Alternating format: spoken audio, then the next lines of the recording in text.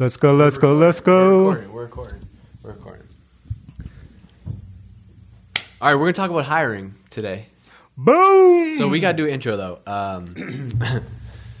You do it. Today on Seeking Wisdom, we're talking about... Today on Seeking Wisdom, we are talking about 3 secrets of hiring that you're not aware of today. Ooh, that's pretty good.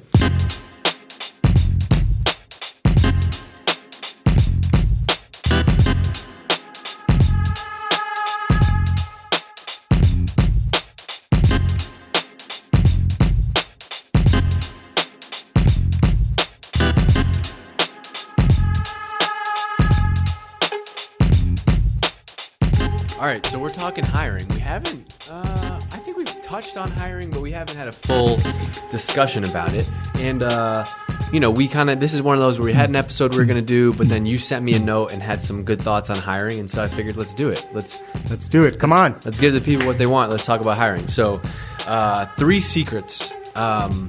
So we probably could do an episode on each one of these. Yes, and I think in the future we can and do blog posts on them. Yeah. I hate the secrets thing, but let's use secrets. Yeah, but no, secrets is just like it's like a nice title. Sexy. It's a good title. All right, so we won't even call it secrets. We're just going to talk about hiring. Yep. 3 things that you talk about a lot, started to impart on us here at Drift, and we do them. So I'll kind of outline the 3 points, and then we'll go into each one of them. Mm-hmm. So just 3 kind of different things to think about when hiring. The first one is finding their purpose. What does that mean? So explain how this fits in hiring. Yeah, this is almost like the starting with why. Okay. Right? Start with why. So one thing that I found in trying to find, and this is not just about hiring, but this is trying to hire the most and high performance people that you can. And high performance, a lot of people say that. What does it actually mean? For me, it means hiring someone that is going to surprise, going to wow you, that has this kind of hidden potential in them, mm-hmm. right? This fire that's burning inside them that they haven't fulfilled yet. And you're trying to find that unknown, right? You're trying to find that. It's almost like when sports scouts try to find that unknown, the next great pitcher, the next great batter, whatever the position is, you're trying to find the next great player. So we actually just talked about this yesterday. We were talking about, just how hiring is hard because you're looking for this perfect LinkedIn profile and resume. And it's worked at this company, has done this. And I asked you, and I was like, how do you know how to take a chance on someone when it's never going to be presented on a platter here's the perfect resume? And so this probably relates to that. How do you see through that and find this person has the potential to be special? Yeah, and on that perfect background idea, what I found is that over the years, I can now look back at all the high performance 10Xers that I've ever worked with, and I can tell you one consistent thing in all of them.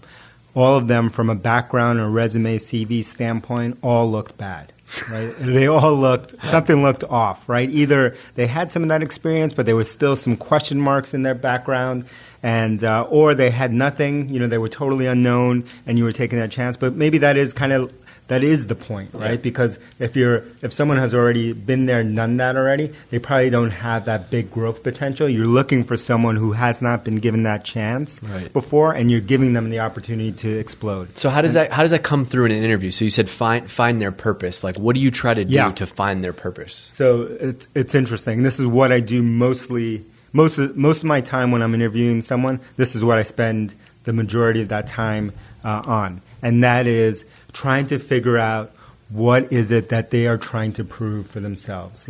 And you can say it in different ways. You could say, what is their goal? Either short-term, long-term, mid-term. What is the thing that, but most people can't articulate that well.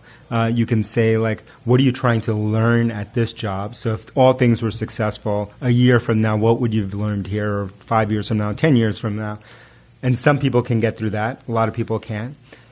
So what I find is that I actually have to spend a lot of time just talking about and testing different subjects, and these subjects are totally random, and I start with personal subjects, and an example could be talking about, hey, Dave, do you like skiing?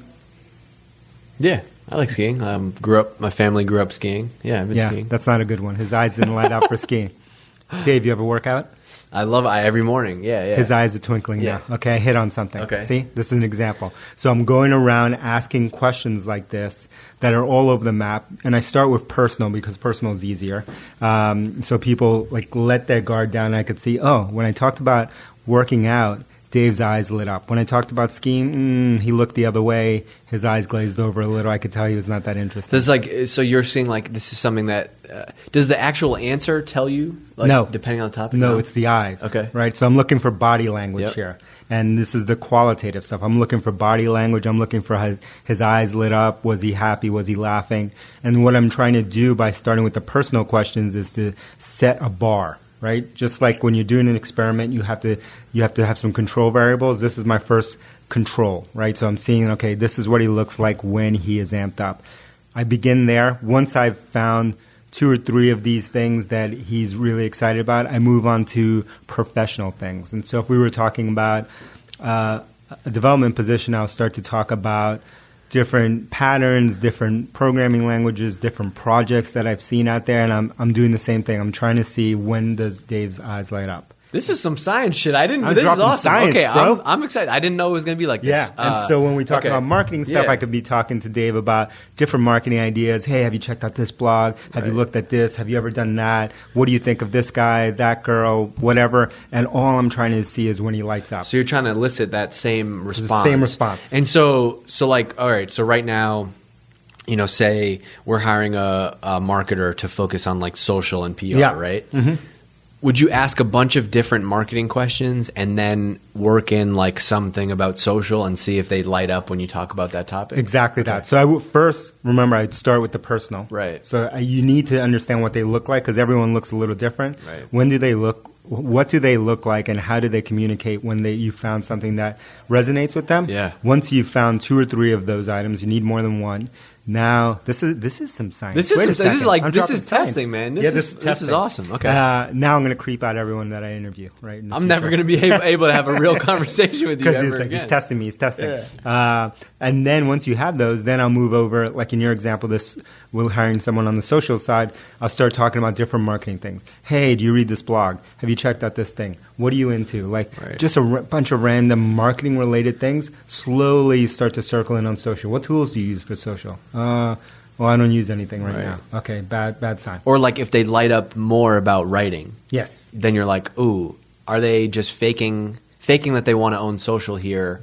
Bingo. Bingo. Okay. So we start talking about what tools you use, because a lot of, especially marketing, this is marketing specific and dev specific. I'd say for marketers and developers, they really geek out on the tools that they use every day or the little tricks or workarounds that they have. So you want to talk about like, what do you use for this? Do you use Buffer? Do you use that? Do you use this tool? Do you use when do you use Zapier? Have you heard of Zapier? Have you used any kind of tool? Do you use Google Analytics and see what's going on? Then talk about social, talk about content, but start to talk about all different things in marketing to see if they get the one thing that anyone can talk to you about anything, can fake it for a while, but now that you have a control and you see what they look like when they're excited, they can't fake their eyes. Right. You can't fake excitement in someone's eyes and in their body language. So now you have a way, you've calibrated for that. Yeah, and I like that because you might walk out of that interview and might be like, okay, this person, not a great fit for social, but they really got fired up when we started talking about this other topic. Totally. So you start to see other different levers. Yeah, and so you saw them, oh, wow, they got really fired up about, I don't know, whatever it is. Yeah, writing or something, yeah. Let's say it's just writing. They really geeked out on writing. Then you could say, hey, you know what? We're actually looking for another writer. Yeah. Maybe we'll even though they came in on the social stuff, maybe we'll think about them on the writing side. If you have an overlap there, and if during that whole process you feel like, wow, we'll get into one of my other tricks. Okay. If they pass all 3 of these kind of methods for hiring someone. But that wasn't even, so that's not, is that finding your purpose or is finding, so that's a little test to find out what they get excited about. Mm-hmm. It is finding it. So let me go into that, how it's finding your purpose. Once you've circled in on the stuff that professionally excites them, that there's something, the reason that it excites them goes beyond, the brand that they may be using or maybe the day-to-day. There's something inherent in that process or that thing that you've talked about that excites them that probably has to do overlaps with their long-term goals. Right. If they geeked out on some social media tool, let's say, that doesn't mean that they want to be a social media marketer is their purpose in life. But there's something about that tool, the way they use it, the way it makes them feel, the way that it gives them maybe, let's say, connection to, an audience that may overlap a lot with what they want to do in terms of purpose. Right. And the more structured the type of role that you're, the type of person that you're talking to, the more that they'll probably be better at articulating their long-term goal and their purpose. Marketers are pretty good at this usually. Sometimes salespeople, although their answer is always the same. And the closer you are on the business and process side of things, the more those personalities tend to be very well structured about their long-term goals. The further that you go towards a maker, and that can be a designer, that can be an engineer, that can be any kind of person who actually makes things, the more that they're obsessed with the craft itself, and so they care about the day-to-day, they care about the craft, they care about the purity of it, the less they're really thinking about, okay, here's my 10-year goal. Right. This is what I want to be a VP of X in 10 years. Yeah. And so with those people, designers, developers, and makers, you have to spend a lot more time in this kind of purpose area to figure out how this links with their purpose long-term. Cool. All right, that's a good one. All right, so find your purpose. We'll find their purpose, and I'll recap all these in the show notes. So that was the first one. Second one, this has become my go-to, my favorite. Tell me. The morning after test. Yes, this is the key. So this is, let's say you've had that interview, and now you felt good about the interview. You left. You found their purpose. You're like, yep, good. I'm fired up. One thing that we're good at, all of us are good at, is rationalizing. Yeah. So because you had a good experience with, and this is, back to the cognitive biases, you have these reinforcing biases that then lead you to say, we should hire this person. They're smart. I found their purpose. It overlaps with, we need someone in that position, et cetera, et cetera. And this is where the morning after test comes in. Yeah. And the morning after test is basically a way for you to tap into your gut, into that voice inside of you, right? We have two sides of our brain. We have the logical side, and then we have this more emotional and more instinctual side of thinking. This is a way that you can tap into your instincts. And the more data that we have access to, the worse that we get at tapping into the instinctual side, because the more data we have, the more that we can rationalize anything, convince ourselves into any argument. And so what you want to do is, after you've met with someone and you feel good, right? So they've passed all the tests, you wait until the next day before really forming your opinion on that person. And I call this the morning after test. And this is kind of like the morning after test in dating, right? So you meet someone, how do you feel about that person the next day? Yeah. And the sign that you have to look for is when that person inevitably reaches back out, say, hey, thanks for having me in for the interview. I'm excited. Whatever the communication is, or you're thinking about reaching back out to them. How do you feel? Split second. Don't think about it. Think, how do I feel? Do I want to answer this email, this phone call from this person? Do I want to reach out to this person? Do I want to send them an email? Do I want to have a conversation right now? Do I want to stop everything that I'm doing today and talk to them? And if the answer is, no, I'll talk to them later. I'm busy right now. I'm talking to them later. That's the answer you're looking for. The answer there is no. Remember this happened to me a couple weeks ago? Absolutely. You were like, so we had been, talking to a bunch of people, and felt really great after an interview and was all fired up. Mm-hmm. And I went to talk to you about it, and you're like, sleep on it, man. Sleep on it. And I was like, I want to tell you now. You're like, sleep on it. Yeah. Sure enough, next morning I come into work, text you, I said, yo, can we go for a walk, get a coffee? And you're like, yeah, what's up? And I was like, I don't know. Last night I felt great. I felt all fired up, but today you stopped me right there, and you're like, yep, that's your answer. That's your answer. That's it. Don't rationalize. Stop right there. That's the morning after test, and the person just passed the morning after test. And when I tell people this technique, they think I'm crazy because they're like, what? No, it's a good person. They want to rationalize their way. And what I tell them is, think about how many people you meet every day. You just met someone. You had a good experience. How many people do you want to continue to talk to? Do you want to spend time with after meeting them the first time, first, second, third time? And the answer is not many. So in a given month, you may meet lots of people socially, professionally, whatever. There are very few people that you're going to meet in a given month, year, decade that you want to spend a lot of time with. And that is the highest test that you can put someone through. And you should put that person that you're interviewing through that test because you're going to spend most of your time with this person. Yeah, and I mean, especially at the earlier stage of the company, right? Where like this is, every new person we add to our team, it, has a huge impact on our culture. That's the stage of the company that we're at. Exactly. And everyone knows that you spend more time with these people than you do with your family and other folks because you're around them so much. But the thing that no one talks about is not only do you spend a lot of time with them, but you spend a lot of time with them in high-stress situations, right? And you just went through a process where it was a honeymoon phase. You were interviewing them, and in some ways, this is the best-case scenario. This is everyone at their happiest. Right. And this is both of you, not only that person, but both of you in a no-stress situation. And you're only going to be put through a lot of stressful situations working together, and so you want to make sure that this is someone that you want to spend time with. Yeah, Lean into the morning after test. I love that one. I think if you take that's going to be the easiest. That's the easiest one to implement. Yeah, to take you don't away have to change anything. Yeah, so really think about that. All right, cool. So find their purpose. The morning after test. This is the last one, and this is one that you kind of have opened me up to. Didn't really think about this a lot. This is something that you and Elias talk about a lot, which is using personalities to match the team. Yeah. So personality types based on the current composition of the team and the current stage of the company. Yeah. So this is one that we probably spend the most time all the time here at Drift talking about and thinking about and revisiting.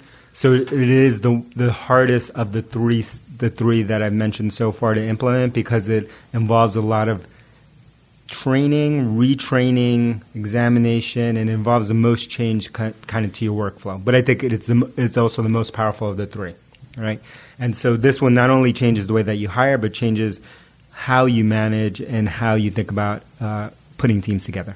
And so years ago, I took my first personality test. In that case, it was a Myers-Briggs test. I'm an INTJ, and Dave is an ESTJ. ESTJ.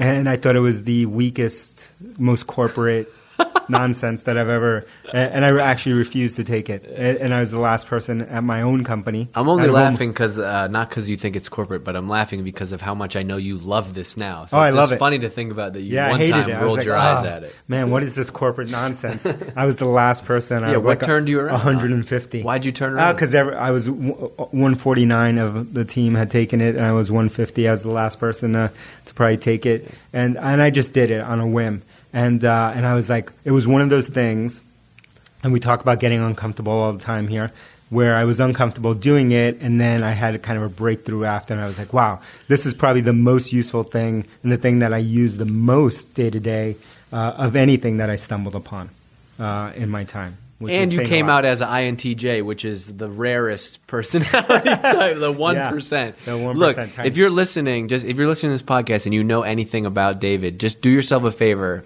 and Google INTJ, all right? And then when you read it, it's basically his bio. It's 100%. I'm a robot, and I follow all rules. In that no, it's true. Like I sent you, we shared an article the other day. Elise on our team shared an article about personality types, and they broke down ESTJ and how ESTJs deal with stress and conflict, and it was like it could not be more Dave. It was like must make a list to first organize conflict, give them alone time. Yeah, give them alone time. Doesn't like lazy people. Yeah, everything. Yeah. It could not be more right. So anyway, so how do you apply this to work? So I found I was INTJ, and then what it opened up for me was thinking about not only myself, because I knew some of these things already, but more importantly, how to communicate to different people, and that different people needed different styles of communication and related differently to different people. No duh, right? We all think we know that, and we think like, yeah, no shit. Right. I know people are different. But in practice, what I find for all of us, myself included, is that we forget that, and we treat everyone the way that we expect to be treated, in the way that we expect to be communicated. And then when we don't get the results that we want, then we don't understand it, right? And so we use this as a tool, and there's all sorts of personality types, testing tools like Myers-Briggs is what we use, but you can use strength finders, you can use DISC assessment. There's a million different If you don't know yours, you can take it. There's a free one that a bunch of us have done here at Drift. If you just go to 16personalities.com. Yep, and that's the number 1616 personalities. It's totally free. We use it here. Even when we interview people, we send them a link and ask them to take it. So how do I use this in terms of hiring? So when we're hiring to build a team, we use personality types a lot because we're looking for, depending on the role, we're looking at the personality type, and depending on the team that they're going to work with in the company, we're also looking at personality types to understand, like, is this person a good complement for the people that may exist already on a team, or or has a good personality type for a certain type of role, right? INTJ, like myself, probably not the person you want as a BDR or like a salesperson, right? Where you want a more extroverted person, a different type of person than myself that is more reserved, more quiet, right? That's an overgeneralization, but that just gives you an idea. But it's more important once you actually have a team up and running and you're looking at that team and saying, all right, which personalities are going to work well? So when we're hiring, we're looking at personality types. Of course, we're looking at a lot of other dimensions. This is just one dimension, and we're thinking about how's that personality type going to work with the people on that team. And then if that person does join that team, then we're using the personality type to inform the rest of the team so they understand how this person likes to work, how they like to be communicated to, and give them at least some sort of framework. Because in most environments, when you hire someone, you add someone, and someone gets added to your team, you don't know anything about that person. You don't know how they like to be communicated to. You don't know anything about their work style if you've never worked with them. You're starting from scratch on all of those dimensions, at least with, obviously it's not perfect, but starting with personality types gives you at least one tool from a team perspective to understand how you should relate to this new team member. Yeah, and if anything, it just reinforces it just is like a reminder for you. It reinforces the fact that not everybody is an equal part. Yes. Well, they are. I mean, everybody's an equal part, but I mean, not everybody is the same like puzzle piece, right? Exactly, different puzzle pieces. I was talking to Matt, who's our PM here at Drift this morning, and we have two designers, Amanda, Elise, what up, and we looked at that same personality types on the stress thing that Dave mentioned before, and I sent it to him this morning because I said, look at the two designers that we have. They're totally opposite from a personality Amanda's type. an I, Elise is an E. Yeah, and they're different in all sorts of ways, and so just use this as a reminder when working with them every day that they actually need totally opposite approaches to the way that they like to work. One might like structure, sequence, no surprises, and the other might like talking out loud and running through ideas, no structure. Exactly, like almost could not be more opposite, right? And likes everything to be undefined so that they can define it with you, while the other person